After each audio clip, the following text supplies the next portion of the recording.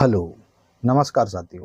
मैं संतोष उइके, माध्यमिक शिक्षक एक बार पुनः आपके समक्ष एक नया वीडियो लेकर उपस्थित हो गया हूं।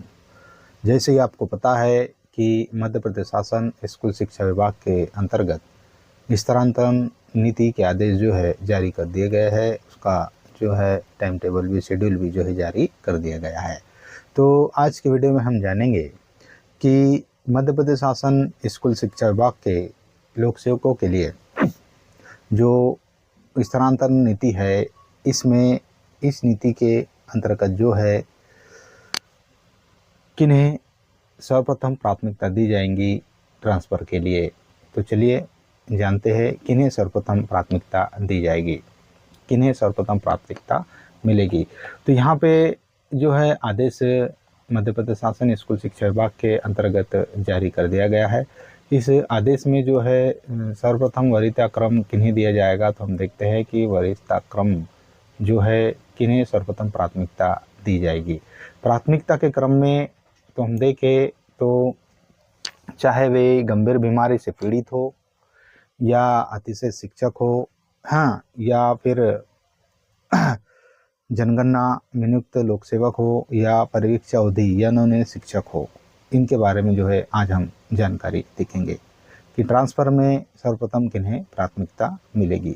तो ट्रांसफ़र में सर्वप्रथम जो प्राथमिकता है मुख्य रूप से महिला कर्मचारियों को ही सर्वप्रथम प्राथमिकता दी जा रही है, जिसमें वे स्वयं या परिवार के किसी सदस्य गंभीर रूप से पीड़ित है तो उन्हें सर्वप्रथम प्राथमिकता दी जाएगी।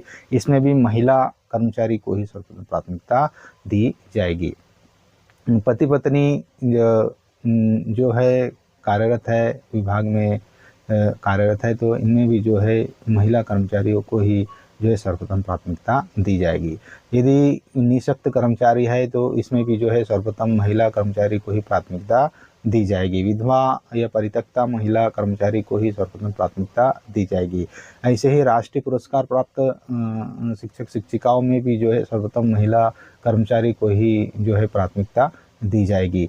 तो ट्रांसफ़र में जो है सर्वप्रथम जो प्राथमिकता है या अतिशय में हो, है ना, या गंभीर बीमारी हो या परिवार की गंभीर बीमारी हो या पति पत्नी के स्थानांतरण की बात हो या निःशक्तता की बात हो, है ना, विधवा परित्यक्ता की बात हो या राष्ट्रीय पुरस्कार प्राप्त हो, ऐसे सभी कर्मचारियों में सर्वप्रथम जो प्राथमिकता है वह जो है महिला कर्मचारी को ही दी जाएंगी। उसके उपरांत जो है पुरुष कर्मचारियों का क्रम आता है।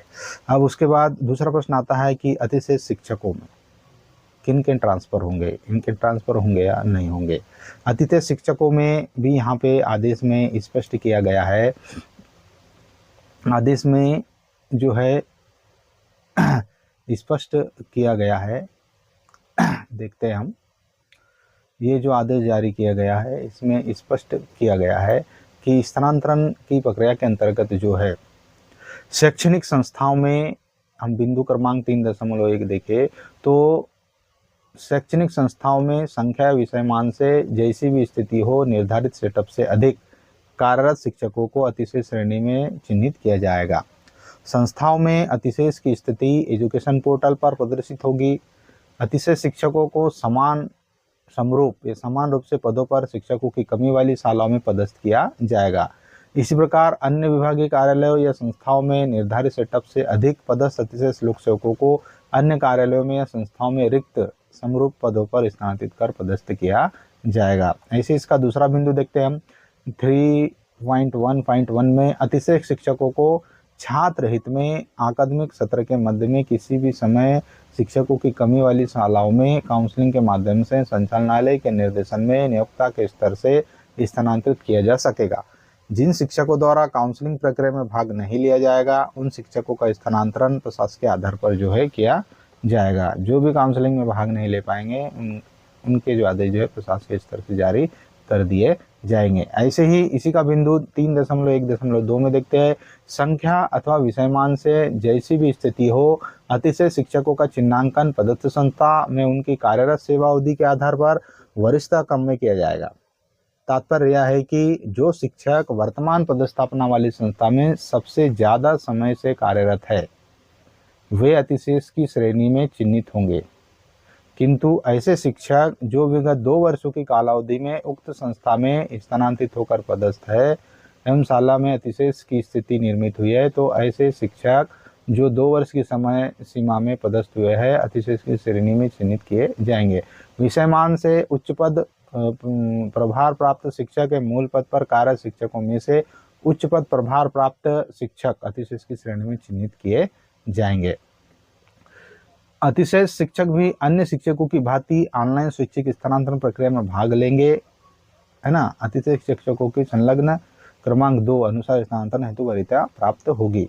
मतलब जो अतिशेष शिक्षक है वे भी जो है ऑनलाइन आवेदन अप्लाई करने में अपनी सहभागिता कर सकते हैं। ऐसे शिक्षक जिनकी सेवानिवृत्ति में 1 वर्ष से कम समय शेष है, 40% या उससे अधिक निःशक्तता है अथवा गंभीर बीमारी से ग्रसित है को अतिशेष मानकर स्थानांतरित नहीं किया जाएगा। इसमें जो है मतलब ऐसे शिक्षक जिन्हें सेवानिवृत्त होने में 1 वर्ष या 1 वर्ष से कम समय रह गया है ना, और ऐसे शिक्षक जो 40% या उससे अधिक अथवा गंभीर बीमारी से ग्रसित है, तो ऐसे कर्मचारियों को जो है स्थानांतरित नहीं किया जाएगा। ऐसी स्थिति में कंडिका 3.1.1 अनुसार अगले क्रम पर उपलब्ध वरिष्ठ शिक्षक का स्थानांतरण किया जाएगा, किंतु संबंधित शाला में पद संरचना अनुसार पद स्वीकृत न होने पर संबंधित शिक्षक अतिशय श्रेणी में चिन्हित किए जाएंगे। अगला बिंदु 3.1.5 में ऐसे अतिशय शिक्षक जिनके द्वारा स्वैच्छिक स्थानांतरण प्रक्रिया में भाग नहीं लिया गया है अथवा उनका स्वैच्छिक स्थानांतरण आवेदन वरीयता क्रम में न आने से असफल हो गया है, उनका प्रशासनिक स्थानांतरण शिक्षक विहीन अथवा शिक्षकों की कमी वाली शालाओं में किया जाएगा। अगला बिंदु 3.1.6 में प्रतिबंध अवधि में भी आवश्यकता अनुसार समय समय पर अतिशय शिक्षकों के प्रशासनिक आधार पर स्थानांतरण शिक्षकों की कमी वाली संस्थाओं में किए जा सकेंगे। अगला बिंदु 3.1.7 में अध्यापक, शिक्षाकर्मी, संविदा शिक्षक, गुरुजी जैसी भी स्थिति हो, यदि उनकी नवीन संवर्ग में नियुक्ति नहीं हुई है उनको अतिशेष घोषित कर अन्यत्र पदस्थ नहीं किया जाएगा। यहाँ पे बिंदु नंबर 3.1.7 में स्पष्ट किया गया है कि अध्यापक, शिक्षाकर्मी, संविदा शिक्षक या गुरुजी जैसे भी स्थिति हो, यदि उनकी नवीन संवर्ग में नियुक्ति नहीं हुई है उनको अतिशेष घोषित कर अन्यत्र पदस्थ नहीं किया जाएगा, क्योंकि ऐसे लोक सेवकों की नियुक्ति संस्था विशेष के लिए की गई है। शून्य नामांकन वाली शालाओं में पदस्थ ऐसे शिक्षकों को उसी निकाय के अन्य शाला में पदस्थ किया जा सकेगा। तो ये जो है ऐसे हमारे अतिशय शिक्षक है ना के नियम हमारे द्वारा बताए गए हैं। जो अतिशय शिक्षक है उनके ट्रांसफ़र इस प्रक्रिया के माध्यम से होंगे। अगर हम देखते हैं कि जनगणना में नियुक्त लोक सेवकों के ट्रांसफ़र हो गए या नहीं होंगे, जो भी जनगणना 2027 के प्रथम चरण में जिनकी जो है नियुक्त किए गए थे और उन्होंने प्रथम चरण का जो कार्य संपादित किया है वे नियुक्त हुए हैं, तो जनगणना में संलग्न कर्मचारियों के ट्रांसफ़र होंगे या नहीं होंगे।